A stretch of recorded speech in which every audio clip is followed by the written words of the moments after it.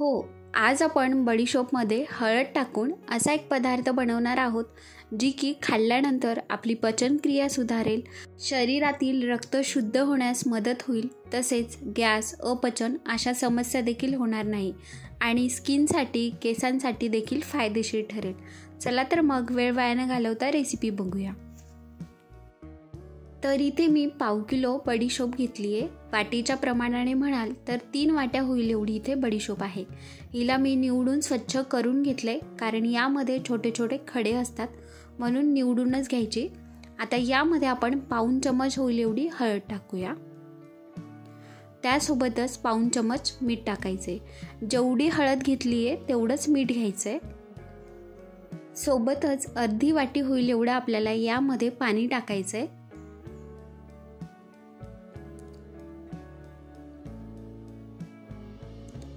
पाणी टाकून आता हे मिश्रण आपण सगळ्या सोपला व्यवस्थित लावून घेऊया.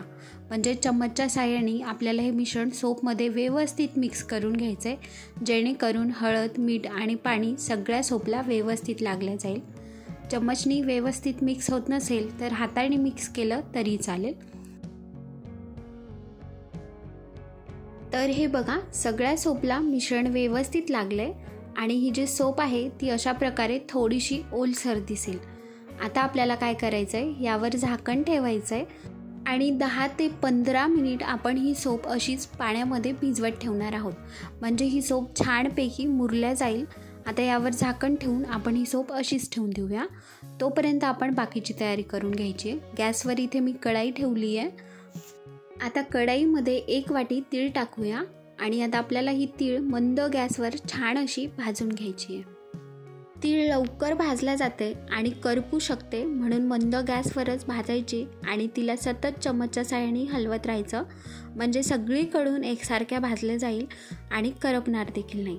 आता बघा, आपल्याला तर माहीतच आहे तीळ खाण्याचे किती फायदे आपल्या शरीराला होतात ते.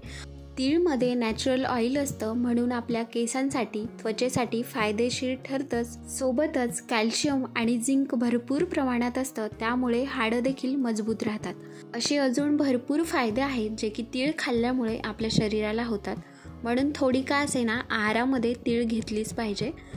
तर हे बघा, इथे तीळ व्यवस्थित भाजली आहे. अशा प्रकारे तीळ चटचट करून उडायला लागली की समजून जायचं तीळ व्यवस्थित भाजली. आता आपण ही एका प्लेटमध्ये काढून ठेवूया. यापेक्षा जास्त भाजायची नाही, नाहीतर मग ती खाताना कडवट लागू शकते. आता त्याच कढईमध्ये इथे मी अर्धी वाटी जवस घेतली आहे. जवस देखील आपल्याला मंद गॅसवर भाजून घ्यायची आहे.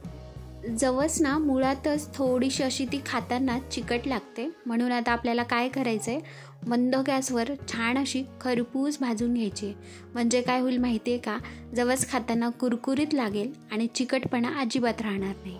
म्हणून आता मंद गॅसवर आपण ही जवस 4-5 मिनिट खरपूस होईपर्यंत भाजून घेऊया. माहिती आहे का, जवस खाल्ल्यामुळे पण आपल्या शरीराला त्याचे भरपूर असे फायदे होतात. हृदय निरोगी राहतं, डायबिटीज देखील कंट्रोलमध्ये राहते आणि सोबतच जवसमध्ये भरपूर प्रमाणात फायबर असल्यामुळे भूक लवकर लागत नाही, त्यामुळे वजन कमी करण्यास देखील जवस उपयोगी ठरते. तर हे बघा, इथे जवस छान अशी फुलली आहे, म्हणजे ती व्यवस्थित भाजल्या गेली आहे. आता आपण जवस पण काढून घेऊया आणि अर्धी वाटी कढाईमध्ये आपल्याला ओवा टाकायचा आहे. ओवा पण आपल्याला मंद गॅसवर 4-5 मिनिट भाजून घ्यायचा आहे. ओवा लवकर भाजला जातो, म्हणून तो सतत हलवत राहायचा आहे आपल्याला, म्हणजे तो सगळीकडून व्यवस्थित भाजला जाईल.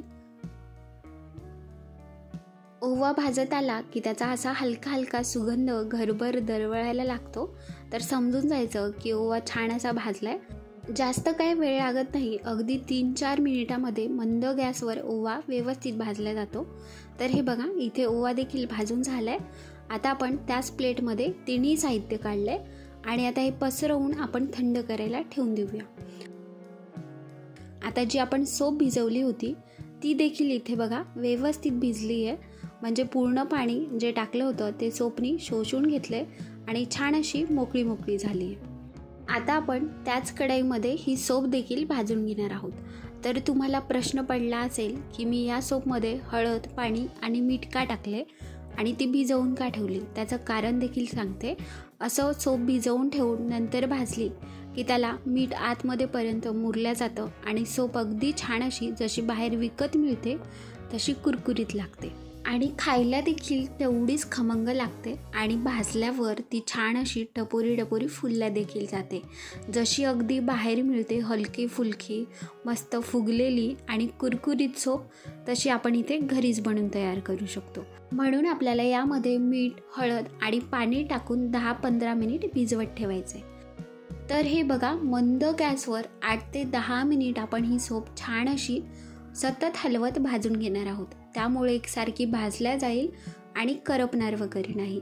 आता स्टार्टिंगला जेव्हा आपण सोप भाजू तर तेव्हा ती थोडीशी अशी जड लागू शकते, कारण तिने पूर्ण पाणी ऑब्झर्व करून घेतलं असतं म्हणून. पण ती आपण जशी भाजत जाऊ ना तशी ती छान अशी हलकी फुलकी होत जाते. जसं मीठ टाकल्यामुळे मीठ सोपेमध्ये मुरतं आणि सोप खाताना छान अशी खमंग लागते. तसंच हळदीमुळे सोपेला रंग अगदी छान सुरेख येतो. तर इथे तुम्ही बघू शकता मस्त असा पिवळा रंग आलाय आणि हळद खायला देखील तेवढीच गुणकारी असते म्हणून इथे मी हळद टाकली आहे. तर इथे मंद गॅसवर मी 10 मिनिट सोप भाजून घेतली आहे. पण मला इथे हातात घेतल्यानंतर थोडासा अगदी ओलसरपणा जाणवत होता म्हणून इथे मी आता परत 2-3 मिनिट सोप भाजून घेणार आहे. आता जशी ती भाजत गेली ना तशी ती पूर्णपणे हलकी होत जाते आणि छान असा कुरकुरीतपणा येत जातो. तर इथे बघा 3-4 मिनिटानंतर छान अशी सोप भाजून झाली आहे आणि तिचा पूर्णपणे ओलसरपणा कमी झाला आहे आणि सोप छान अशी हलकी फुलकी आणि कुरकुरीत झाली. इथे मी तुम्हाला तोडून देखील दाखवते. तर इथे तुम्ही बघू शकता सोप तोडल्यानंतर ती लगेच तुटल्या जाते, म्हणजे ती व्यवस्थित भाजल्या गेली आहे. आता आपण ही सोप काढून घेऊया. सोप पण इथे आपल्याला पूर्णपणे थंड करून घ्यायची आहे आणि थंड झाल्यानंतर आपण हे सगळे साहित्य एकत्रित मिक्स करून घेऊया. तर इथे आपण जेवढे पण साहित्य वापरले ते पूर्णपणे हेल्दी आहे म्हणून जर जेवणानंतर आपण 1 चम्मच खाल्ला तर आपली पचनक्रिया सुधारते, सोबतच आपली स्किन, त्वचा देखील हेल्दी होते आणि आपलं रक्त देखील शुद्ध व्हायला मदत होते. तर आता हे आपला इथे खमंग, कुरकुरीत आणि सुगंधित असा मुखवास बनून तयार आहे.